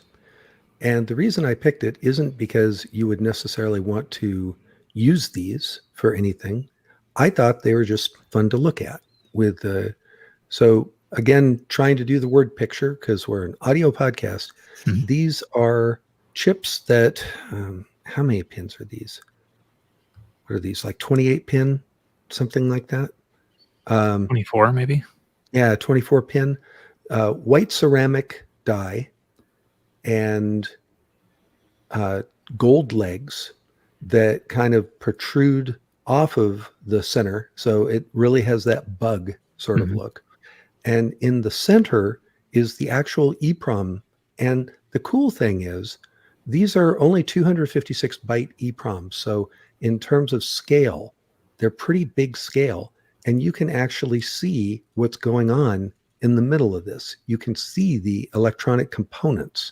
This was, as I understand it, the first commercially available EEPROM. And I've got lots of these that I got with the Altair Hall because there's actually 1 or 2 boards in the Altair that will use this particular type of EEPROM. I don't have anywhere to program it. They take weird voltages and some very exotic sort of electronics to put bytes in here. I just think that they're a fun chip to look at. They have that 1970s chip aesthetic, and I think it's just so cool that you can see through the little quartz window and actually look at the guts of the chip. And I'm excited to combine this with the purchase of one of those microscopes that I talked about a few minutes ago, so that you could really see what's going on in the center of one of these. I know one thing you can see is that it's not straight. Yes, it's off just by this tiny little diagonal bit. And I don't know what that is all about, but that is true. They must have been assembled by hand. And so yeah, so the crookedness is part of that. But yeah, the integration scale of these is low enough that, yeah, with your microscope, you can probably see the transistors on the die, honestly. Which I think is just going to be so neat. Yeah. I guess they wouldn't be transistors. This probably, I'm not sure what the technology would be here on these, actually. Yeah, I'm not sure how the bits are stored. That's interesting. Cool. Yeah, and any sort of like white and gold chip also, looks pretty nice. Yeah. Has that 70s look, right? Yeah. Before they went to the sort of battleship gray and the darker colors on the chip. These chips that have the ceramic look, they just look neat to me. Yeah. They look very period style. Just to add to your word picture, they have like you said, they have a quartz window on them, and so you can see the die itself and the little gold bond wires that run out to the pins. Normally, you can't see that even on the white ceramic chips. So these are especially cool for that. Really neat. Yeah. I'm trying to figure out how I can make the joke of wondering if this is actually a blue and black chip, but I think I probably can't. We appreciate the thought, though. Okay, thanks. All right, let's see. I guess I have the next thing. And my first auction here is a it's a telecompact, and this is the first time I've ever heard of a telecompact. But it is actually by Compaq, and it is, I guess, basically. Actually, I think there's some sort of a emergency happening in the background. This is one advantage of my having the windows open, is that you get to hear all the sirens go by. So apparently I'm not allowed to talk about the telecompact. Is this a Sam Coupe? Because I feel like they're coming to get me. Yeah. Actually, I wonder if that's going to ever stop. It wasn't me. I didn't rat you out. Okay. I assume that is audible, right? You can kind of hear it. Yeah. I think it adds to the ambiance. But Okay, that's right. It's okay now, though. Yeah, but yeah. So the telecompact seems to be like the idea of it seems to be there's I found an InfoWorld article about it, April 8th, 1985, a gamble on telecomputers, and it's basically just like a PC connected with a phone. So it's sort of like an iPhone on its head in a way, right? Or whatever. It's a portable computer, or not a portable, well, it's maybe sort of portable computer that has a phone attachment. And the idea is just supposed to be that it's sort of it has a lot of telecommunications functions to it. It's an interesting device, though. So it has this sort of portable aspect to it. So it has a keyboard that folds up on top of the screen. Let's see if I can find I think it does. It has this weird like three-part. Maybe it doesn't fold up, but the keyboard actually sits on a tray that you can take it out of the tray, and underneath the keyboard is the disk drive, as well as like some other stuff. So it has a sort of a weird kind of organization to its components. The keyboard does still come out, and it is still connected with a compact style like little spiral cable. But it has disk drives on the top too. Yeah, so it has three disk drives. Seems to, yeah. I hadn't actually struck me, but you're right. It does have, so it has sort of vertical disk drives by the screen. It has a relatively big screen. It has a bunch of like function keys up by the screen. Do you think those are phone keys? Yeah, I think that must be what they're for. Oh, for like dialing the modem or something. Yeah, so it has like speed, S1 through S8, phone, alarm, line 1, line 2. So they are sort of like phone functions. Although there is actually a phone keypad that this does, like a phone, a sidecar thing that seems not to be part of this auction. So I'm looking like at the old, really early integrating telephony with computing. Yeah, 1985. It's really so early that they thought they needed a word for it. Like just computer that's connected to a network wasn't enough. They had to call it a telecomputer. Yeah, right. The weird thing is, I think so 1985 is what, like the year after the Mac, right? Yeah. So So yeah, I guess I don't know. it's Not that early, but anyway, it's an interesting and strange device, and I hadn't come across it before. And when I did look on the, look around online for it, largely what I found is people saying, "I've never heard of this before. What is this?" So it's very large, like Mhm. much bigger than like, you're sort of imagining an Osborne one or, one of those types of lookables. It's like that size plus another one underneath, except it's wedge shaped. Yeah. Like it's Yeah. twice the size of an Osborne effectively, but it's trying to be portable because the keyboard folds up, but it looks I like had to this make would room take for all two those people. drives. Yeah, I mean, this looks like it would take two people to lift it, but for some reason the keyboard folds up. Yeah. Well, But two it people sort or of three folds up computer because- programmers. Right. That's why there's 3 drives. Well, no, it's maybe that's actually, it's a selling point is that it is actually incidental fitness that you get out of it. Yes. Or that's the security. Like other computers have to be locked down to the desk. This one just can't be moved. Right. Yeah. Steal it. Go for it. Try it. Yeah. Yep. I'm just going over here. Do your worst. I'll install Anyway. Screensaver. It's a buy it now of $500. It is shipping out of Texas, $80 to me. So on the East Coast, whatever that winds up being to you. But I think I'm interested to know that it exists. I think that maybe I'm satisfied just knowing it exists. I'm struggling to figure out what the use case for this thing is, especially in 1985. Like, Right. who is the target market for this? Mm-hmm. I think they. I thought they actually said this somewhere in this article in InfoWorld about like sort of who they were aiming it for, but anyway, it's some kind of like segment of management class, I think, is who's supposed to want this, because it is basically a PC compatible machine with telephone functions. So Yeah, like maybe like a telephone switchboard operator at a big company or something. Like I don't know. I'm reaching here, but it's not clear because it says in the article there that the big deal about this computer is the integration of telephone functions. But I'm like, so like what's the actual use case, or did you just like mix these two technologies and are hoping something useful comes out of it?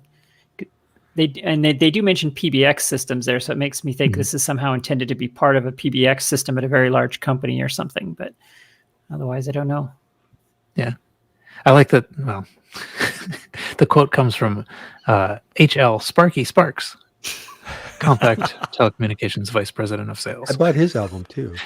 That's right. Yeah, slightly more accessible than TBA. Yes. But, okay. Let's see. Next thing I have more sirens. Sorry to interrupt you there. So at the very end of the article there, they explain why it has 3 disk drives. So the telephony software occupies one of the 3 disk drives full time. So they put in 3 so that you still had 2 normal PC XT floppies, and then the telephony occupies the 3rd. So that's kind of interesting there. Weird. Okay. Yeah. Yeah. I mean, it would be interesting to just sort of get it and figure out how to make it do something. The auction actually does come with a disk, which is probably pretty critical because I don't know if you're gonna like be able to find such a disk otherwise. Yeah, I'm guessing whatever that telephony software is critical to all the extra bells and whistles that this thing has. Yeah. Telecompact applications version 1.03. Hopefully 1.03 wasn't the one with the critical regression or whatever. I hope the person archives that disk because I bet that floppy is crazy rare. Yeah. Probably much rarer than the machine is because some number of the machines survived and some fewer number of those floppies are still around and some percentage of those are still readable. So, yeah. All right. Next thing I had, this was just a like a mini little nostalgia thing for me. I don't know if people still use these for anything, but it's a little it's basically like a power strip or whatever, but in a pizza box form factor with little lit up switches on the front. So there's a master power switch on the right that's red, and then there's 5 other lit up switches that are labeled what I can't quite even see it now. But one of them says computer, and one of them says, come on, let me hover. Computer, monitor, printer, aux1, aux2. I have one of these, and the one that I have is like a little Lazy Susan type thing with a rotating base. Does this have that? Oh, interesting. I do not know. You've There's this no particular evidence. model? It looks like this, Earl? I don't think I have this exact model. I have Yeah. one that's very much like this. I think it's a Kensington. Yeah. And no, this has feet. Mine is like this, except it has a rotating circle on the bottom, so you could put your monitor on top of it and then have your computer and whatever over to the right of it, and you could turn it left and right to reface your monitor and also turn each individual component on and off with all those switches. I found it to be extremely not useful, but just a very interesting conversation piece. So I have one of these for my 2GS, also from Kensington. The Kensington 2GS System Saver was one of these things that also has a fan in the middle of it that blows over the power supply. And then it was perfectly sized to sit between the 2GS and the monitor. So it's actually a very aesthetically pleasing stack up. And it was also not useful, other than, I guess, the fan was a little bit useful. But yeah, you just ended up using the master power switch to turn everything on and off all at once. It was kind of nice that you could turn your monitor off separately. But, the button was 3 inches more convenient than the button on the monitor. So I don't know how useful Plus, it really you could was. just use a screensaver. Those are great. That's right. Yeah. Yeah, I don't know. It's funny funny because- the one that you've got, Quinn, is that the one where the foam underneath it goes all gooey? Yes, Yeah. it has an air seal to the top of the 2GS. And yeah, they turn into goo, unfortunately. Yeah. Yeah, mine has yet to turn to goo, but at some point I probably will. But actually, I was going to say the fan on that, it's a little bit strange because there's no hole in the top of the 2GS. So it's a fan that just blows down on the top closed piece of plastic. There are slats there. Are those slats not vented? I've never actually checked now that you mention it. Yeah. The ridges on the top, are they not vents? I don't know. I thought they were vents. Maybe they are. Maybe they are. I've I hope so. That would make a lot more sense. It is at least over the power supply, but I don't know. The main issue with it for me was that it was very noisy, the fan in that thing. So even I had mine from new, and right from new it was noisy. So it wasn't a very good fan, whatever it was doing. And there was no way to turn off just the fan, which honestly I probably would have done because my 2GS didn't run that hot anyway. So the fan was mostly just annoying. Yeah, it's interesting. So it's interesting that nobody found these useful. I kind of liked this thing to be able to to turn the printer on and off and whatever. But anyway, yeah, it does seem like this is not this device really does. It has all these computer labels on it, but I also don't really see devices like this in any context other than like late 80s, early 90s computer setups. And I don't know. Well, sure, because more modern things are not going to take kindly to you necessarily hitting power on and off with your peripherals that are plugged in. I suppose that's true. This being an advantage if you've got a couple of printers and they're kind of far away and they're noisy or hot as heck, be able to turn the printer on that's a distant plotter, print something, and then turn it back off again. Yeah. It's also, I think, kind of nice for computers where the power switch is in the back, sort of inconvenient. So yeah, it was nice. I like that about the Kensington on my 2GS was that I've got like 5 devices that have power switches all over them, and some of them are in the back of the things. And so it was nice to just have one button on the front that you could push. I don't know why computers all had the power switches in terrible places. Like, why did that ever start? But okay, let's see. I think I only have a couple more. This one, I don't know why this one caught my attention, but it's actually a very, very sort of fuzzy photo anyway. But it's Hot Wheels computer cars, the Wienermobile edition. So it's a 3.5-inch disc that comes with a Hot Wheels version of the Wienermobile, the Oscar Mayer, marketing vehicle. And I'm having a very hard time grasping this. yeah, yeah.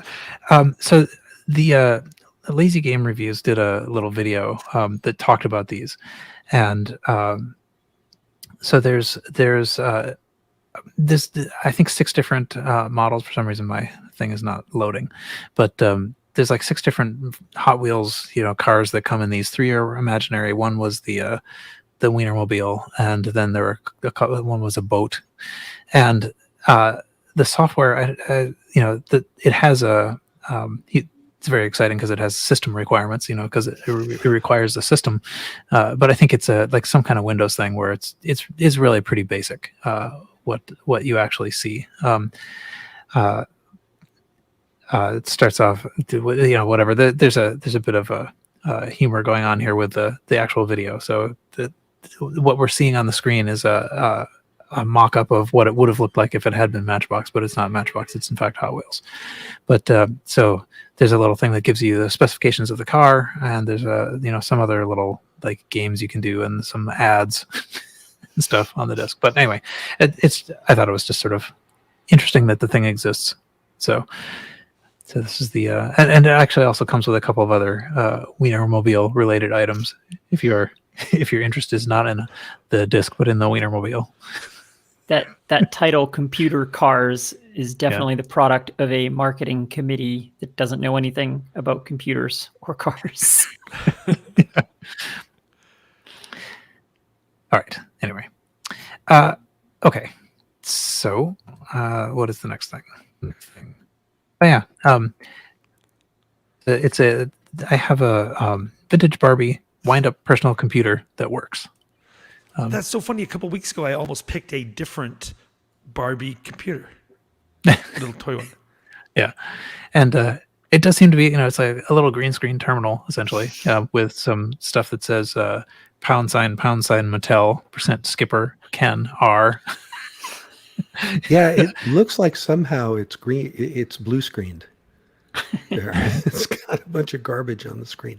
What happened? Well, I think the screen also scrolls up when you wind it. Because it does have a wind up thing and a little one functional button on it, which is to like start and stop the scroll, I guess.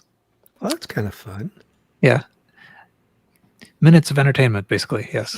But I appreciate that their simulated green screen could render all of the appropriate copyright and trademark symbols. That's right. Yeah, exactly. And the pound sign. But anyway, bidding starts at $7. It's not a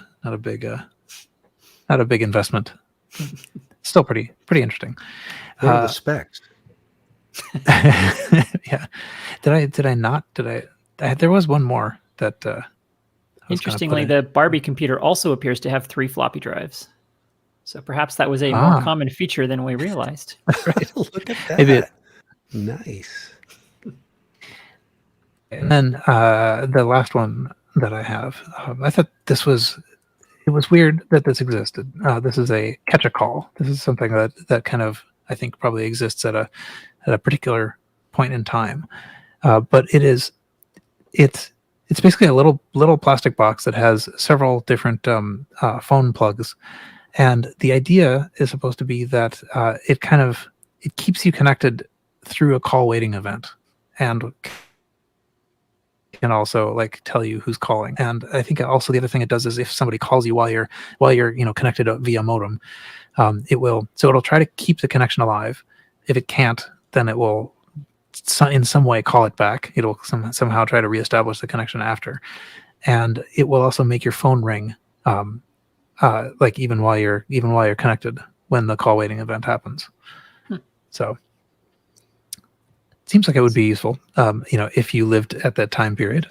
Yeah, from like 1989 through 94, this would have been great. Yeah, exactly. Because I think we all remember when call waiting your started. Parents pick up the phone and you're currently connected to CompuServe Exactly. or whatever. Right. Which they did intentionally because those bills were really just getting out of hand. But I used to go around and put tape over all of the phone receivers when I was on a BBS so that nobody would pick them up. smart. Yeah, I don't know if it didn't really. It worked on my mom because she understood what the message was. My sister would, out of spite, just take the tape off and pick it up anyway. Yeah. And you're 97% through with a download. Yeah, exactly. A lot of sirens in my environment today. But okay, so I think that is basically it for me this time. And so now I guess we can move to the closing discussions portion of the show. Any closing thoughts, Carrington? Oh, maybe actually I'll mention that before we get to that, Mr. Allen in the chat says I had to catch a call and it worked great, and it had a fax port also. So anyway, that's proof that they actually existed in the world and were useful. Excellent. Or an allegation that they actually existed in the world and were useful, at least. Anyway, yes. Sorry, Carrington, your closing thoughts. No retro computer stuff as much. Still working on the game, which I'd hope to work on all this weekend. It's a long weekend in Canada because it's almost always a long weekend in Canada. We know we like our long weekends. Most of my retro computer stuff has been picking up some very strange record albums, including most recently the Lenny and the Squigtones. Lenny and Squiggy album. if anybody knows about Lenny and Squiggy, they were spin-off from Laverne and Shirley. But what's interesting about this is I don't know if you guys know or how much you know about Spinal Tap. But what's weird about this is one of the people in the Lenny and Squiggy band, Lenny, was played a role in Spinal Tap, the actor.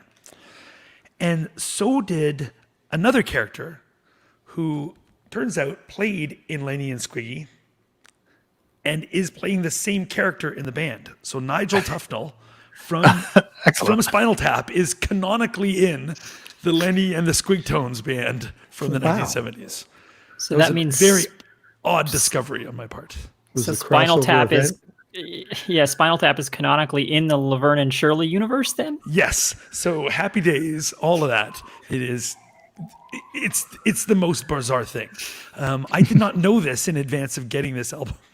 I put it up, I'm like, wow, is that Christopher Guest? Is that, yes, playing Nigel Tufnell in this band, turns out. So Michael McKean and Harry Shearer and Christopher Guest were Spinal Tap. And two of the three of them seem to play their same characters in Lenny and the Squigtones. That is excellent. It was a very bizarre discovery that happened a couple hours ago. So I was like, well, that's new. So that's what's going on with my end. Excellent. Yeah. Earl, what's old with you? Oh, well, I was cleaning floppy disks, as luck would have it. I bought a device from eBay, 3D printed Dealy Bopper, that's a technical term, that would let you put this little ring around the center hub of a 5 1/4 floppy disk and then turn it while you clean the surface. This is because as they sat around over the decades, they could have accumulated thus and such on them, like little bits of mold or something like that. And also, when you clean them, you can see whether or not the oxide is just going to flake right off onto the disk head and destroy, well, not destroy, but at least temporarily render your floppy drive inoperable while you tear it apart and clean the heads and then put it back together. So I wanted to do that, but the one thing you don't know is, do the disks actually work? Sure, the oxide might not be flaking off of them, but they might also not really be good. So I thought, how can I check that? Does just a format check that? And I don't know if just a format checks that. I know it checks some things. I'll give you a vague idea whether the surface of the disk is usable and it's holding some magnetic charge. But I decided that I would one-up that format and write a really horrible disk checker program. And I say it's horrible because it's very slow and the code is probably not optimized, but hey, it works. I wrote it with the Commodore 128 and the 1571, which is actually a pretty versatile disk drive. It can read and write the GCR encoding that Commodores use, but also the MFM encoding that a lot of CPM systems and MS-DOS used for their 360K format. That's cool. Yeah, it's kind of neat. The Commodore format actually has the number of sectors drops as you get toward the center of the floppy because the rings get smaller, just, kind of physics there. And I learned how to do low-level track and sector read and write. So I made something that would write some test bytes to the floppy disk and then read them back. And on each sector, I read byte 0, 128, and 255 to so there are 256 byte sectors. So I was trying to bracket each sector to see if I was getting valid bytes back from it. Anyway, it was just a really interesting exercise, learning how the Commodore, because Commodore drives have a 6502 in them. They're essentially a computer. We've talked about that before. It's got something like 2K of RAM and I think 32K of ROM. They're actually pretty sophisticated computers when you get right down to it. I learned how all that worked and I wrote it and it worked. And it's not fast and the code's probably terrible. But I did refactor it some over time, and I eventually want to get to the point where I can program the drive to do it itself, because you can actually run a program on the 1571 that will run independently. And I imagine that's a lot faster than trying to have all this communication going back and forth between the computer and the drive, which was famously slow on Commodore devices. And I'll let you know if I'm able to do that or if I just kill all my floppy disks while I'm trying to test them. That's really cool. I didn't know the 1571 drive could read both flux types. That's like a secret retro superpower. Yeah, they had to be able to do it for the CPM mode. And of course. On a 128, you can read 128 CPM format, but you can also read formats from things like the Epson QX10 or the K-Pro or the Osborne, other popular CPM disks of the time, because they wanted to be able to read all the softwares. Yeah, that's really cool. Because that for a long time that was a big barrier to entry for archiving like Apple II stuff, for example, because you can't read Apple II floppies on a PC floppy drive, which is what we all had access to in the 90s. And so there was this long period where it seemed impossible that we were ever going to be able to archive this stuff before, some of the archiving devices came along. But little did we know that 1571 was the secret way to do that all along. That's cool. And there's a Commodore monitor that everybody likes too, right? That can plug into everything. Seems like Commodore did a pretty good job of everything except the computer. There's a couple of monitors that are pretty popular. One is the 1080 or the 1084. Those monitors can do either just composite or they can do the Chroma-Luma breakout, the Commodore, where they break out the luminosity from the color spectrum.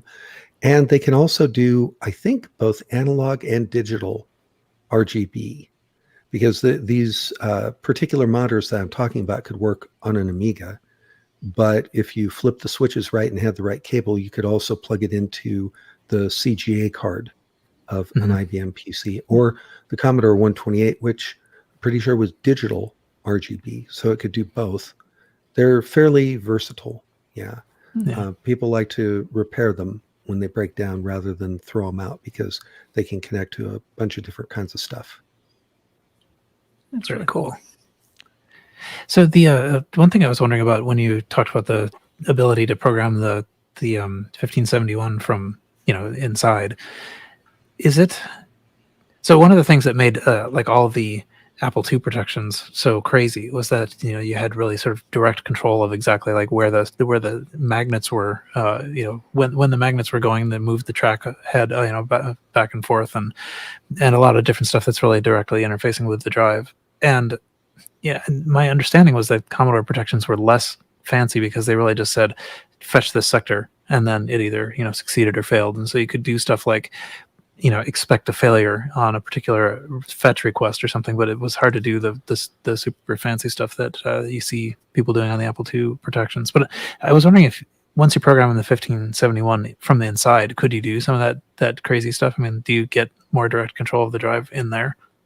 So I believe the answer is yes. I'm being qualified here because I haven't done it yet. So I'm qualifying my answer.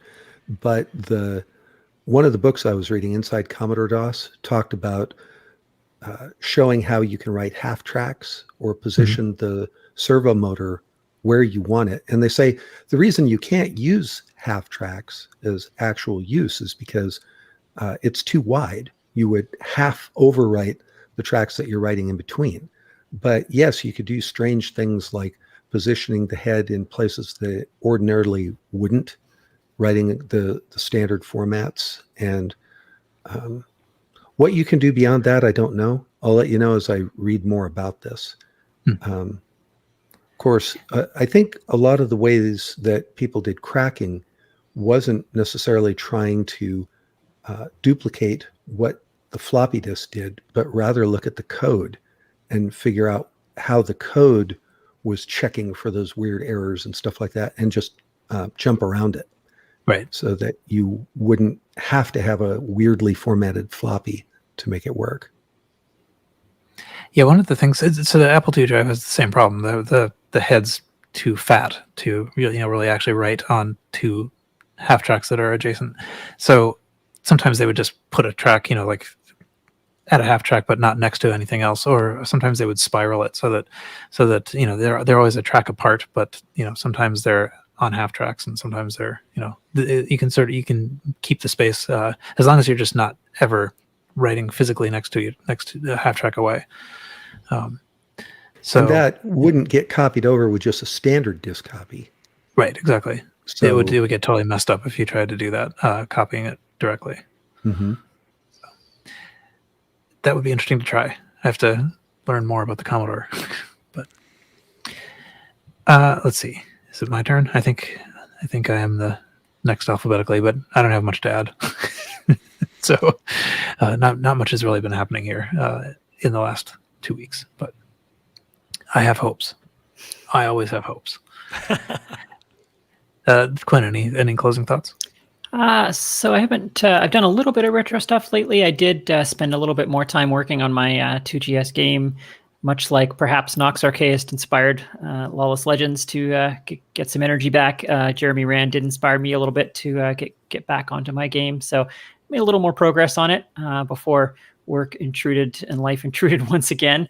I'm looking forward to physical Kansas Fests when I'll have long plane rides on which to do all of my retro stuff. It's nice to have a few hours with no internet where you're forced to just do something retro. And that's where I get most of my work done. But I actually do have some travel coming up this year. So I'm planning to use those plane rides to work on my game once again. So who knows, maybe sometime in the next 5 years, we might see it. Yeah. Plane travel isn't yet anything but just a couple hours of anxiety. Yeah. But hopefully it will at some point be usable work time. Yeah, I mean, we'll see. I haven't flown since the plague years started, so I don't know if I'll just be terrified in my respirator trying not to touch anything, or if I'll feel comfortable enough to break out the laptop. We'll see. Yeah. Well, hopefully it is the latter, but Yes. All right. And I think that is it for this show. So you can find the show notes for this and all the RCR shows at rcrpodcast.com. You can discuss the show in the forums at vcfed.org/forum/forum.php.